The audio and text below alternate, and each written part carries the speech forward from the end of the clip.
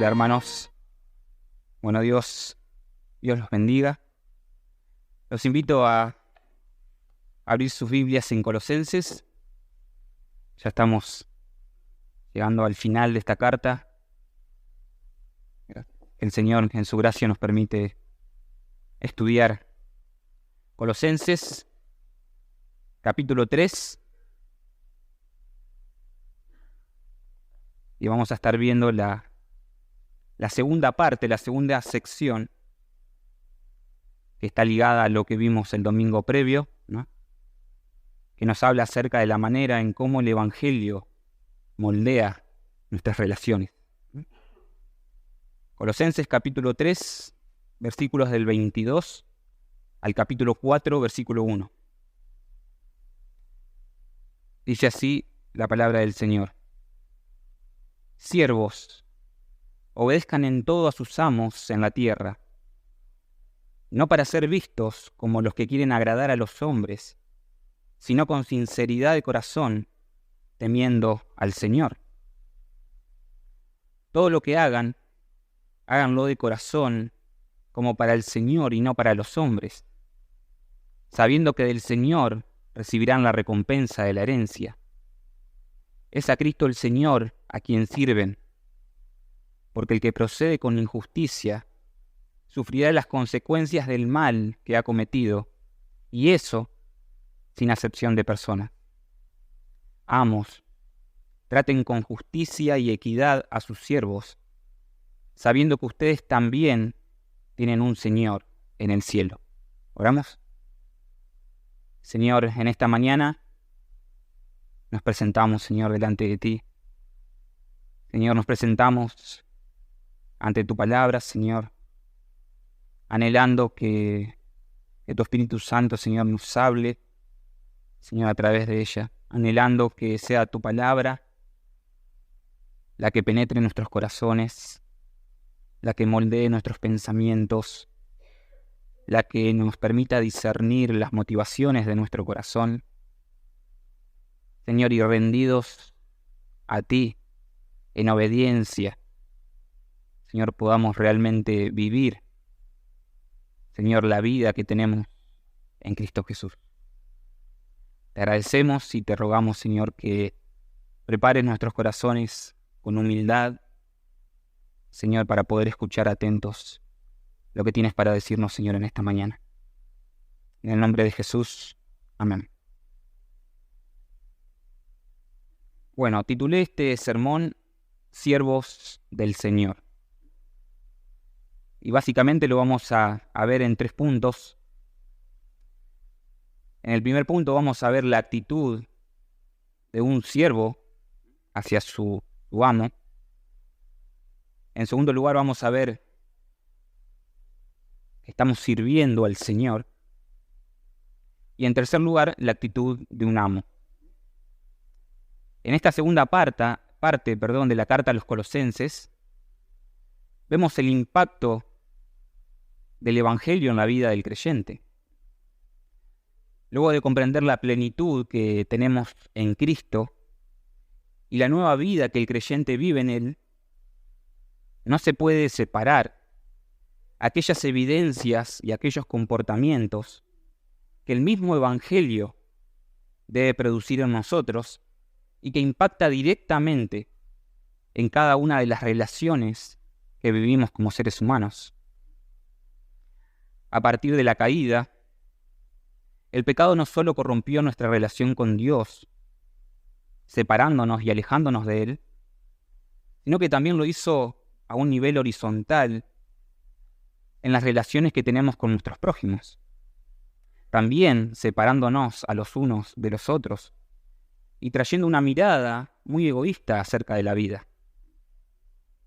El Evangelio, al impactar en nuestras vidas, al hacer nuevas todas las cosas, es indudable que también viene a producir en el corazón del hombre un cambio total en la manera en que vivimos las relaciones sociales, las relaciones con los demás. Como vimos el domingo pasado, comienza trayendo frutos en la manera en que nos relacionamos dentro del hogar. Impacta en la relación de una esposa hacia su esposo, en la de un esposo hacia su esposa, en la de los hijos hacia sus padres y en la de los padres hacia sus hijos. Vemos que comienza transformando la primera institución del matrimonio, la cual fue la primera en corromperse. Las relaciones en el hogar estarían impactadas directamente por el Evangelio. Y como en el hogar, así también cada una de las relaciones entre los seres humanos fuera del hogar también deberían estar impactadas por el Evangelio. Hoy veremos cómo el Evangelio impacta en las relaciones entre siervos y amos. Y lo más interesante es que el Evangelio no vendría al corazón del hombre a cambiar aspectos externos, sino a cambiar aspectos internos y muy profundos dentro de su corazón. El corazón del hombre, ahora transformado por el Evangelio, sería capaz de ir tras esas buenas obras que Dios preparó, enmendando así las consecuencias que el pecado trajo sobre ellas. La nueva vida en Cristo, la vida resucitada de Cristo en nosotros, la vestimenta del nuevo hombre en nosotros, tendría una consecuencia práctica y visible en las relaciones con nuestros prójimos. No debería de esperarse menos. Ya la mirada, como nos muestra Colosenses, nuestra mirada debería estar puesta arriba, en lo alto, no en este mundo, y por ende, la manera en que nos relacionamos con los demás debería estar caracterizada y moldeada por la vida celestial que tenemos en Cristo. Ahora leemos estos versículos y lo primero que quizás viene a nuestras mentes es la pregunta de cómo relacionamos esto a nuestras vidas, en un presente donde la esclavitud no es algo tan común. Sin embargo, cuando profundizamos en lo que Dios dice acerca de estas relaciones, que en ese tiempo de hecho eran muy comunes, ya que prácticamente la mitad de la sociedad era esclava, nos damos cuenta de que el énfasis no está en lo que nuestros ojos pueden ver, no está en las cosas externas, sino en lo que ven los ojos de Dios y el corazón con que hacemos lo que hacemos. El corazón que debe haber detrás de las relaciones que nos toca experimentar en este mundo. Y ahí sí que nos vemos todos involucrados. De hecho, surge una cuestión de interrogativa hacia esto, donde muchos estudiosos plantean por qué Jesús no condenó de una vez la esclavitud y así se termina con el problema, ¿no? Sin embargo, en primer lugar, no solo que en aquella época enseñar una doctrina de tal magnitud generaría un caos en la sociedad, ya que, como les mencioné, se estipula que por lo menos la mitad de la sociedad era esclava, y aún así, en esa lucha por alcanzar la libertad, aún los esclavos, ¿no?, en sus pecados podrían estar siendo condenados por Dios. Y a su vez, la respuesta a este planteamiento es que el Evangelio vino a transformar al hombre desde adentro, para que luego el hombre transformado y su influencia produzcan cambios, ¿no?, en sí mismo y en torno a las relaciones con los demás, en la sociedad donde éste se iría a desenvolver. El Evangelio impacta en nuestros corazones para que ese cambio interno que experimentamos después pueda influenciar en los círculos, en las relaciones, ¿no?, en las cuales nos manejamos.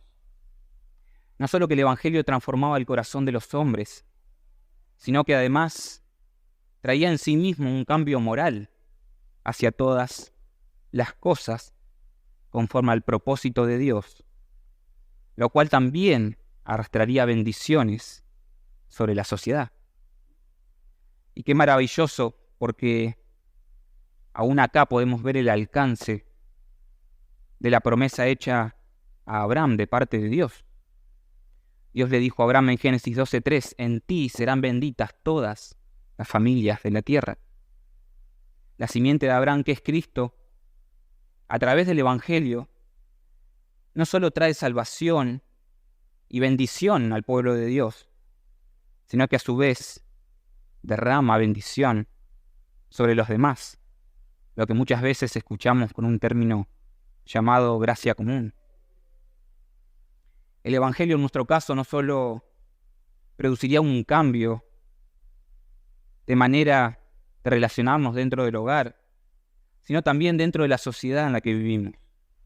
Aún así, es necesario que primeramente entendamos la realidad que vivían aquellos cristianos en aquel entonces.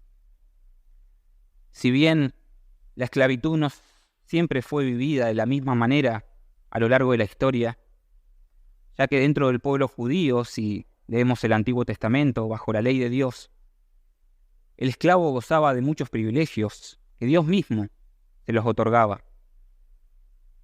Sin embargo, ahora se vivía la esclavitud de otra manera. Dentro de la sociedad romana, la esclavitud se volvió algo muy cruel. La vida humana cotizaba muy bajo, por lo que los propietarios de esclavos se hicieron brutales, a tal punto que los esclavos perdían todo tipo de esperanza. Aún así, sabemos que muchos esclavos aún eran más cultos que sus amos. De hecho, muchos de ellos se convertían en maestros de los familiares de sus amos. Sin embargo, en este presente los esclavos no tenían derechos o tal protección como se disfrutaba bajo la ley hebrea. Un amo podía mandar a ejecutar a su esclavo simplemente porque así lo quería. Un esclavo que robaba podía ser marcado, si su amo así también lo quería, en la cara, con la letra C y la letra F, que representan las palabras cabe furem, las cuales querían decir he aquí el ladrón. Si se escapaban podían ser matados, se les podía aumentar el labor de su trabajo, o aún podían ser encarcelados. El amo era quien determinaba qué es lo que quería hacer con su esclavo. Y esto no solo acarreaba una grieta cada vez más grande en la relación entre su siervo y su amo, sino que a su vez distorsionaba las relaciones, distorsionaba el diseño original que Dios había creado para los seres humanos. Pablo exhorta a los cristianos y les muestra que el Evangelio aún tiene el poder de transformar la actitud del siervo hacia su amo y la del amo hacia su siervo. Y todo bajo una perspectiva de tener un dueño, de tener un amo, de tener un Señor que está en los cielos sobre todo, y que delante de Él todos somos sus siervos y debemos comportarnos como sus siervos. Dice el versículo 22, siervos, obedezcan en todo a sus amos en la tierra. En primer lugar, nos encontramos con el imperativo de obedecer a nuestros amos. Sin embargo, lo interesante es que nos habla de obedecer a nuestros amos en la tierra. Otra versión dice a sus amos terrenales. El Evangelio nos llama a obedecer a nuestros amos, que trayéndolo a nuestro contexto pueden ser nuestros jefes, nuestros patrones, nuestros supervisores. El Evangelio nos llama a obedecerlos en todo lo que concierne a este mundo, en las cosas que tienen que ver con lo terrenal. ¿Y qué significa esto? Bueno, el Evangelio, como vimos anteriormente, nos pone en dos perspectivas, y lo podemos ver a lo largo de toda la carta de los Colosenses. Una perspectiva terrenal y una perspectiva celestial. De hecho, Pablo en la carta es como clasifica todas las cosas. En lo terrenal, los siervos son llamados a obedecer a sus amos en todo. Ahora, esto no incluye hacerlo en las cosas que nos conduzcan a violar los mandatos celestiales que gobiernan ahora nuestras vidas en Cristo Jesús. Si un amo le prohíbe al siervo creer en Dios o adorar a Dios, y en cambio adorar a otros dioses, claramente es algo que el Evangelio no nos llama a obedecer. Si nuestros jefes o patrones nos piden hacer algo que nos haga pecar contra Dios, no es algo a lo que el Evangelio nos conduzca a obedecer. Hay un límite que es marcado acá por la palabra terrenales o en la tierra. Ahora, si lo que se nos manda no es pecado y no atenta contra las cosas celestiales, no atenta contra Dios mismo, somos llamados a obedecer. Es por medio de la conducta de los hombres, impactados por el Evangelio, que el Evangelio es dado a conocer en este mundo, hermanos. No podemos desligarnos de esta realidad. El Evangelio en muchas oportunidades en el Nuevo Testamento nos llama a respetar y a sujetarnos a nuestras autoridades terrenales. Y es sumamente importante porque por medio de nuestro comportamiento en el mundo damos a conocer el Evangelio, para bien o para mal. Aún así, no escapamos de la responsabilidad que tenemos como hijos de Dios de evidenciar el Evangelio en medio de nuestras relaciones.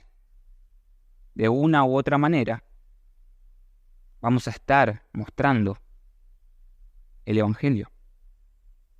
Jesús, aún en el momento de su crucifixión, jamás atentó, sino que se sujetó a las autoridades, aún siendo ellas mismas las que los crucificaron. Pablo llama a los siervos a obedecer en todo a sus amos terrenales.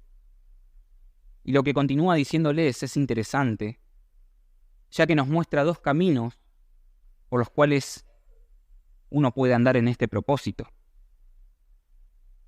O lo hace para ser visto, es decir, o lo hace para agradar a los hombres, o lo hace por temor al Señor. Esto nos posiciona en una situación un poco desafiante para nuestras vidas. Pablo les dice que la obediencia a nuestros amos puede tener dos tipos de motivaciones en nuestro corazón. Puede llegar a hacerse con la motivación de agradar a los hombres o puede hacerse con la motivación de agradar a Dios. El Evangelio claramente nos llama a hacerlo con sinceridad de corazón, como consecuencia del temor del Señor que tenemos. Esto nos lleva a pensar que Dios no está tan interesado en lo que se pueda ver externamente en nosotros, sino en lo que hay en nuestro corazón. Porque de hecho es justamente eso lo que a Dios le importa. El Evangelio viene a cambiar nuestra motivación y no tanto nuestro comportamiento, si bien eso es una consecuencia. ¿Con qué frecuencia podríamos decir que nos conducimos en nuestro trabajo, por ejemplo, pensando en la gloria de Dios o en el temor reverente que tenemos hacia Dios? Muchas veces nos encontramos con situaciones donde requieren una respuesta, ya sea verbal o con nuestras actitudes. Y si reconocemos, la gran mayoría no son respuestas que nosotros damos pensando y meditando, ¿no?, en cómo eso va a ser visto y va a redundar en la gloria para Dios. Los esclavos en aquel entonces podían tomar este mandato y externamente obedecer a sus amos, pero no con el fin de glorificar a Dios, sino con el propósito de glorificar a sus amos. Eso era una posibilidad.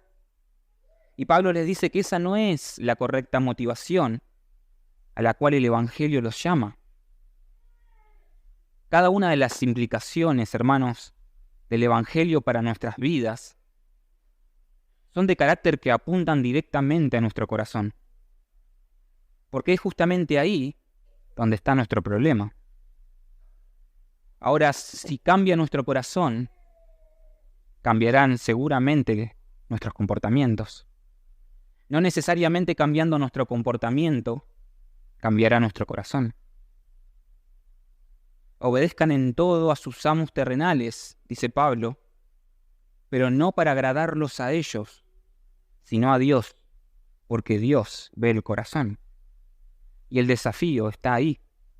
El desafío está en el corazón, en la motivación del corazón. Parafraseándolo sería algo así. En base al temor del Señor, fruto del Evangelio en sus vidas, ustedes, siervos, obedezcan a sus amos terrenales en todo. La obediencia debe tener raíz en el temor del Señor. Saber que los ojos de Dios están sobre sus siervos debería ser lo que nos conduzca a vivir como a Él le agrada. Muchas veces nos acostumbramos a comportarnos en nuestros trabajos de una manera donde ni siquiera meditamos y pensamos que los ojos de Dios están observándonos todo el tiempo. Dice el versículo 23 al 25, todo lo que hagan, háganlo de corazón, como para el Señor y no para los hombres, sabiendo que del Señor recibirán la recompensa de la herencia. Es a Cristo el Señor a quien sirven, porque el que procede con injusticia sufrirá las consecuencias del mal que ha cometido, y eso sin acepción de personas. Ahora en estos versículos, Pablo va a hacer un fuerte énfasis en el corazón del siervo que debe haber detrás de todo lo que hace. Y es acá donde hallamos el foco de la verdad central de nuestro pasaje que hoy estamos compartiendo. Todo lo que hagan, les dice Pablo, háganlo de corazón, como para el Señor y no para los hombres, sabiendo que del Señor recibirán la recompensa de la herencia. La actitud que el Evangelio produce en todo siervo es la de hacer todas las cosas como para el Señor. Todas sus fuerzas, todo su empeño, todos sus pensamientos, todas sus intenciones, todas sus motivaciones deben apuntar a la gloria del Señor. Todo lo que hagan, háganlo de corazón, les dice Pablo. Empeñen todo su ser en esto. Y así como previamente vimos el contraste que hace Pablo entre la intención de agradar a los hombres o a Dios, acá también hace el mismo contraste entre el propósito de agradar a Dios o a los hombres. Hermanos, en eso se resume toda nuestra vida. O nosotros como hijos de Dios, impactados por el Evangelio, ¿vivimos para agradar a los hombres o vivimos para agradar a Dios? No hay otra posibilidad. Sin embargo, Pablo enfatiza la motivación en la cual los siervos debían poner su esperanza, sabiendo, les dice, que del Señor recibirán la recompensa de la herencia. Una realidad era que los esclavos, es decir, los siervos en aquel entonces, se veían atraídos por la idea de responder a sus amos con el fin de alcanzar el favor de ellos. Y aún más, había una lejana posibilidad de que hasta sus siervos, dentro de las familias que con el tiempo podían llegar a ser parte de ellas, tenían la posibilidad de pasar a heredar parte de las cosas de sus amos. Por eso muchas veces el comportamiento de los mismos se veía atraído hacia responder con el fin de alcanzar esas recompensas. Pablo les dice que hagan todo como para el Señor, sabiendo que del Señor recibirán la recompensa de la herencia. Y esto nos muestra dos cosas. En primer lugar, Pablo les dice que el Señor es su verdadero amo y que todo lo que hagan deben hacerlo para agradar a su verdadero amo.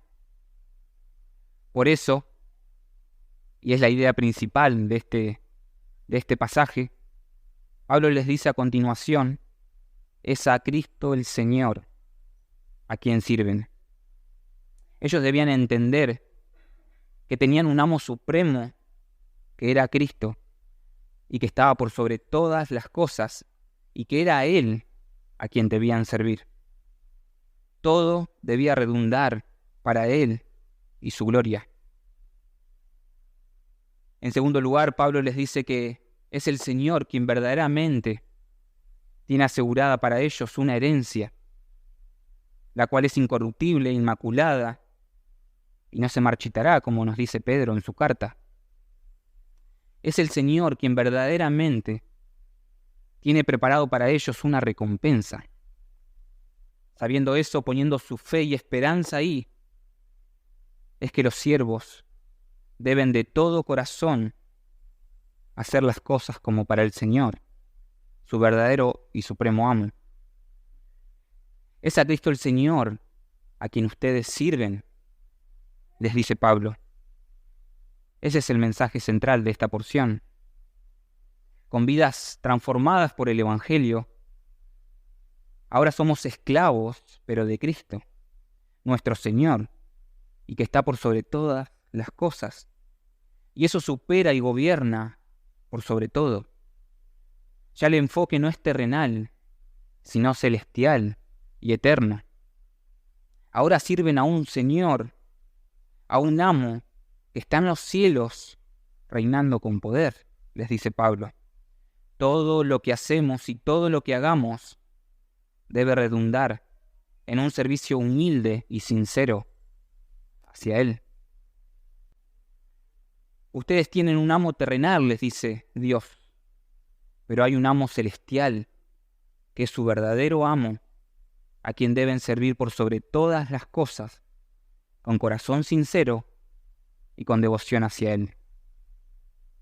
Aún así, vemos una advertencia, porque el que procede con injusticia sufrirá las consecuencias del mal que ha cometido, y eso sin acepción de personas.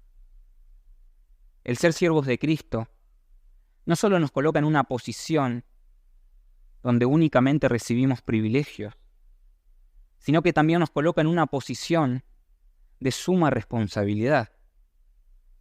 El argumento que pone Pablo es que el que haga lo malo o el que actúe con injusticia sufrirá las consecuencias, porque no hay para Dios acepción de personas.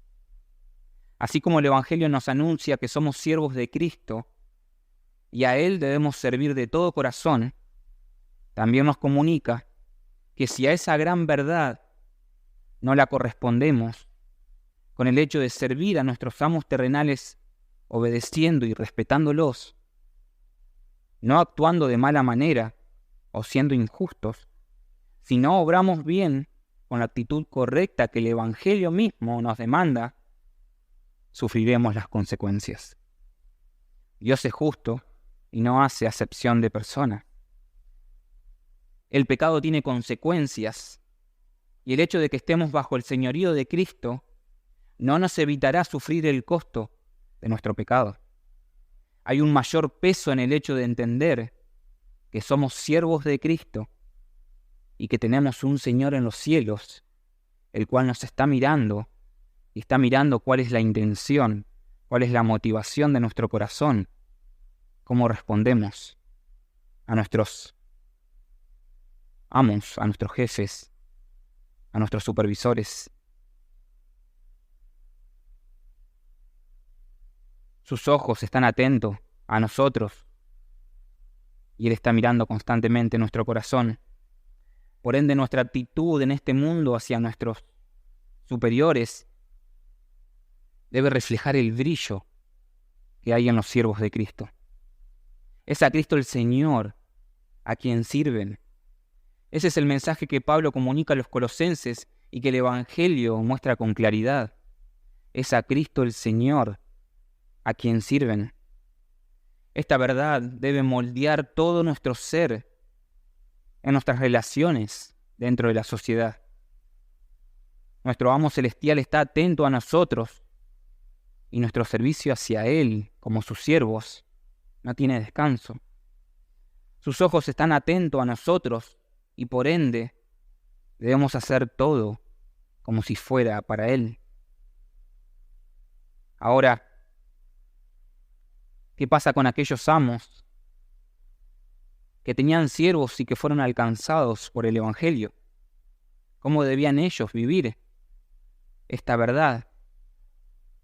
Me imagino a los amos que estaban presentes mientras se leía esta parte de la carta, inflándoseles el pecho y diciendo por dentro, qué lindo, qué hermoso.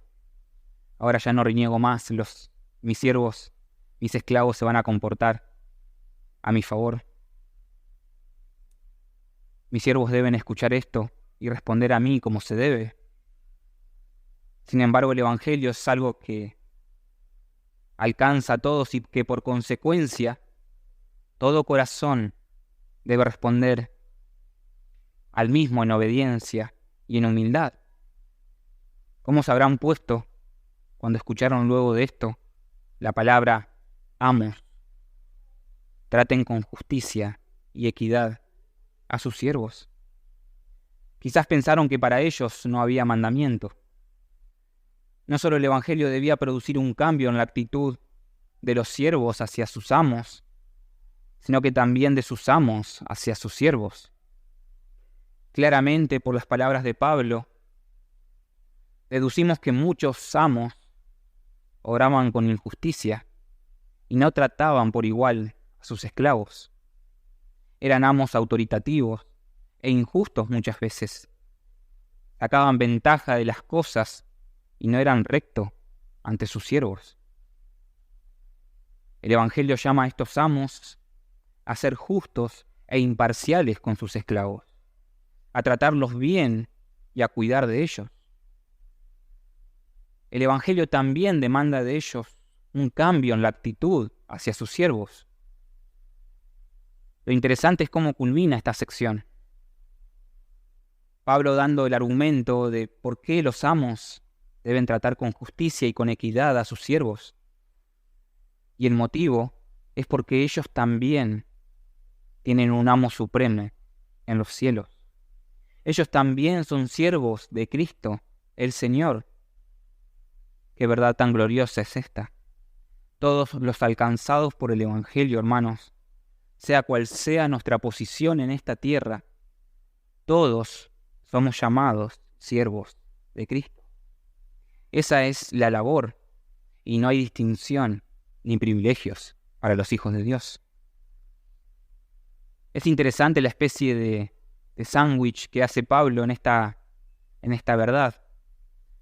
En el medio y es en donde hallamos lo más sabroso, ¿no?, de este sándwich, encontramos la verdad que sobresale en nuestro pasaje y que es a Cristo el Señor a quien sirven.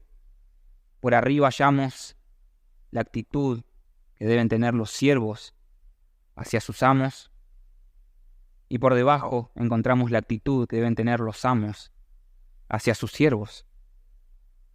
Pero lo valioso y lo sabroso está en el centro. Tanto los esclavos como sus amos debían entender que el Evangelio los coloca en una misma posición ante Dios y que es como siervos de Cristo. Y esa es la verdad que prevalece. Ahora, como comencé al principio, la pregunta es, ¿y cómo esto lo aplicamos en nuestro contexto? Bueno, en primer lugar, Debemos entender que el Evangelio, al impactar en nuestros corazones, cuando el Evangelio llegó a nuestras vidas, nos coloca en una misma posición a todos los hijos de Dios, sea cual sea nuestra función o nuestra posición en este mundo. El Evangelio nos llama siervos de Cristo a todos por igual. Por ende debemos vivir a la luz de esa verdad. Y hermano, eso no es algo que simplemente nosotros lo evidenciamos y lo reflejamos con decirlo. De hecho, muchas veces podemos reconocer esta verdad. Sin embargo, si evaluamos nuestros comportamientos a la hora de desenvolvernos en nuestros trabajos, por ejemplo, nos damos cuenta de que no es algo que muchas veces tenemos presente constantemente. Nuestras vidas deben en cada momento, como dando un mensaje, proclamar que somos siervos de Cristo el Señor. Eso se debe ver claramente en nuestros trabajos, en nuestras amistades, en nuestras familias, en cada uno de los contextos en que nos manejemos. Nada nos coloca en diferentes posiciones. Todos los hijos de Dios son siervos, son esclavos de Cristo el Señor. Ahora, ¿cómo se ve una vida que refleje eso? Bueno, primeramente, y como Pablo comenzó, siendo obedientes a nuestro amo. Como hijos de Dios, la manera que primeramente refleja que estamos sirviendo a nuestro amo es siendo obedientes a Él. Para eso debemos conocer qué es lo que nuestro amo nos demanda. A la luz de esto, obedecerlo de todo corazón, no para ser vistos o agradar a los hombres, sino a raíz del temor a Él y con sinceridad de corazón. Hermanos, muchas veces podemos encontrarnos no viviendo esta verdad de servir a nuestro amo celestial, porque muchas veces ignoramos qué es lo que nos manda, porque muchas veces ignoramos qué es lo que Él quiere por el simplemente hecho de no abrir su palabra y buscar conocerle, buscar entender cuáles son las cosas que Él demanda de nosotros como sus hijos. Muchas veces no podemos evidenciar esta verdad en nuestras vidas, porque al no tener en nosotros lo que Dios demanda de sus hijos, lo que hacemos es simplemente conducirnos y manejarnos como a nosotros nos parece, actuando como lo que para nosotros está bien, manejándonos en nuestros trabajos, en nuestras relaciones, como nosotros creemos que es correcto. Y muchas veces, si tan solo pudiéramos preguntarle a la gente que nos rodea qué es lo que ve en nosotros, muchas veces esas respuestas, en ninguna se hallará que se ve que somos siervos de Cristo el Señor. Busquemos conocer su palabra, busquemos conocer qué es lo que nuestro amo demanda de nosotros, cuál es la motivación a la cual Él está atento y que tanto le agrada a nuestros corazones. En segundo lugar, examinar nuestro corazón en nuestro comportamiento, en nuestras relaciones. Muchas veces nos acostumbramos a manejarnos en nuestros círculos de una manera rutinaria. Nuestros trabajos se vuelven una rutina. Nuestras maneras de comportarnos se vuelve una rutina. No paramos, no damos el lugar de examinar nuestros corazones y ver con qué motivación estamos haciendo las cosas. No perdamos de vista que Dios es nuestro amo y que está en los cielos y que está atento a nuestro corazón. Él sabe y no podemos engañarlo porque hacemos lo que hacemos, sea bueno o sea malo. Él sabe cuáles son nuestras motivaciones al hacer o responder de tal manera en nuestros trabajos o en nuestros círculos. Si muchas veces nos imagináramos que Cristo está presente a la hora que nos toca responder o interactuar o relacionarnos con nuestros compañeros de trabajo, por ejemplo, cuánta vergüenza muchas veces daría de que Cristo escuche lo que nosotros decimos, cómo nos comportamos, cómo respondemos. Hermanos, si lo que hacemos no tiene como fin y propósito servir a Dios, de nada vale. No hacemos más que vivir como el resto de las personas en el mundo que no conocen a Dios. De hecho, tenemos que reconocer cuánto más nos falta evidenciar en nuestros círculos que somos siervos de Cristo el Señor. Dios liberó a su pueblo de Egipto para que le sirviera. Ese era el propósito. ¿Por qué creemos que nos libró de la esclavitud del pecado? Que impartió fe sobre nuestros corazones, que abrió nuestros ojos hacia el Evangelio con otro propósito que no sea servirlo a Él. Y en tercer lugar, no dejamos de lado lo glorioso del Evangelio que vemos en este pasaje. Cristo, quien ahora es nuestro amo celestial, al cual servimos, fue quien vino a servirnos, fue quien se humilló y con total amor y obediencia al Padre se hizo siervo hasta la muerte. Dio su vida para salvarnos. Tenemos que tomar su ejemplo y vivir como amantes esclavos. Me gustó esa definición. Vivir como amantes esclavos de Él, sirviéndolo en toda voluntad y sinceridad de corazón. Porque como vimos, la verdad central de este pasaje es a Cristo el Señor, a quien servimos. Ese es el Evangelio. Eso es lo que el Evangelio vino a poner en nuestros corazones. Una actitud de siervos que aman a su amo celestial y que con total devoción, amor y obediencia se sujetan a Él y buscan agradarlo en todas las cosas. Vivamos a la luz de esta verdad. Fuimos llamados, fuimos escogidos. Todas las verdades que nos muestra la carta de Colosenses, la plenitud que tenemos en Cristo, la nueva vida que ahora se nos ha impartido, es con el propósito de servir de todo corazón a nuestro amo celestial, que está en los cielos.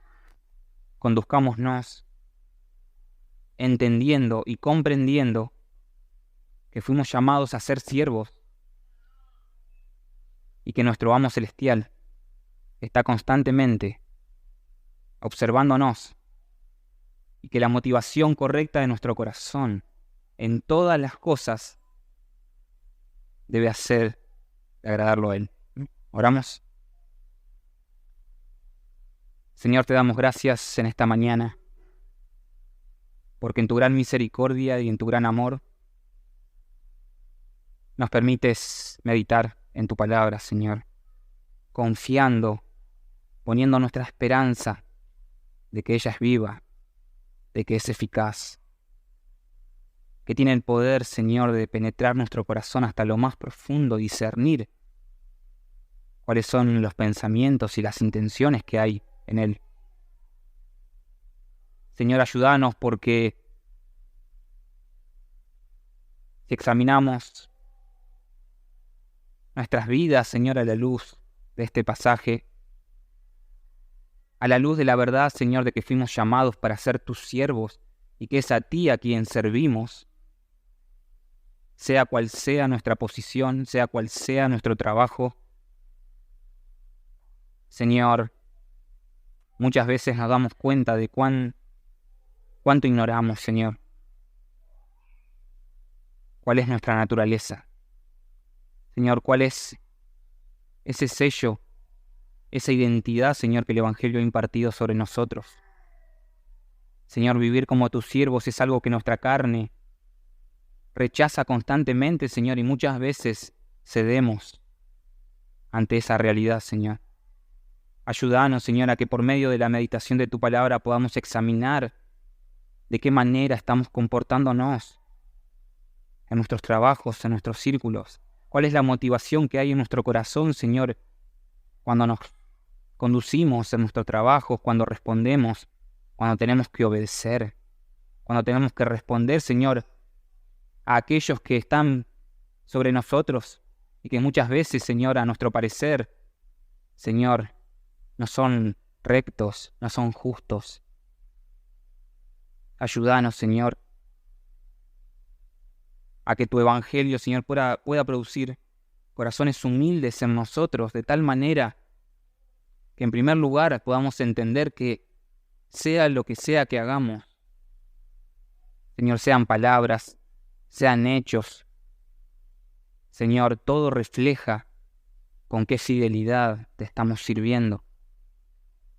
Señor, que podamos entender de que no estamos libres de las consecuencias, Señor, que nosotros mismos, Señor, muchas veces producimos, Señor, por el pecado, al no tener presente esta verdad constantemente, de que te estamos sirviendo a ti, Señor, y que tus ojos están atentos a nosotros, al no examinar nuestro corazón con profundidad, Señor, y ver por qué hablamos así, por qué respondemos así, nuestro esfuerzo, con qué motivación, Señor, trabajamos.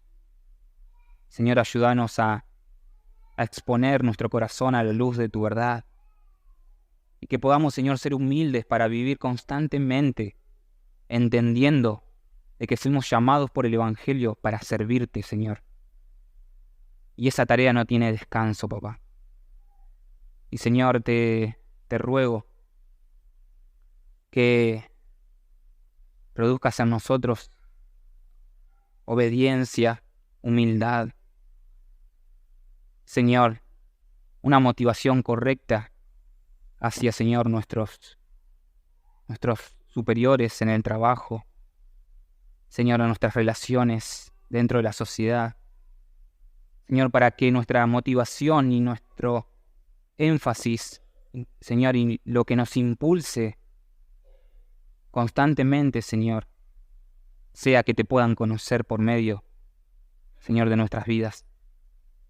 Señor, que los demás puedan ver cómo nos conducimos, cómo hablamos, cómo nos comportamos, y puedan reconocer y puedan ver quién es nuestro amo. Señor, ayúdanos. Te necesitamos. Señor, te rogamos que tu palabra, Señor, haga raíz en nuestros corazones. En el nombre de Jesús. Amén.